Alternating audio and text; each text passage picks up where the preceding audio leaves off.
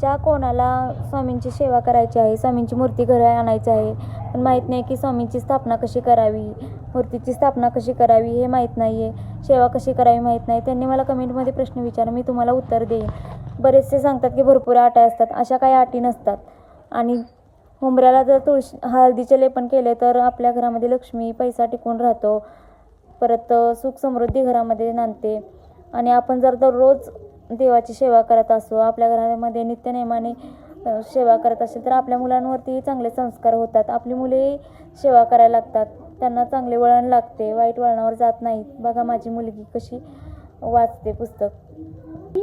सुंदराबाईशी बोलत चंद्रहार द्यावा की सुंदराबाई बोलली, तो आहे चोळाप्पा जवळ ऐसे एकता त्या काळी जमादार पाठविला गंगूलाल जमादार चोळाप्पा जवळी ए स्वत्वर म्हणे द्यावा जी चंद्रहार. राणी साहेब मागती चोळाप्पा बोले तयासी हार नाही अम्मा पासी बाळा. इति श्री स्वामी चरित्र प्रकृत कथा समंत सदा प्रेमळ परिसर दशकाध्याय गोडा श्री राजाधिराज योगीराज श्री समर्थ महाराज अर्पण मनस्तु श्रीरस्तु शुभम अवधूत चिंतन श्री गुरुदेव दत्त श्री गुरुदेव दत्त श्री गुरुदेव दत्त. आरती ओवाळू चरणी ठेवून यामाता जय जय जय खेडे खेडे ग्रामी तो अवतरला श्री जगोद्धाराचा किराया कत्री भक्त सडक रात एक ओळखी म्हणून शरण आलो तुझे शरणाची.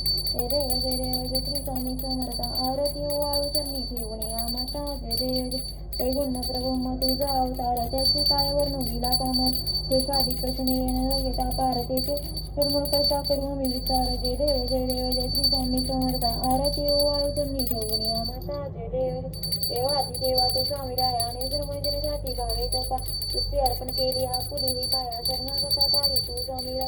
जय देव जय श्री स्वामी समर्थ.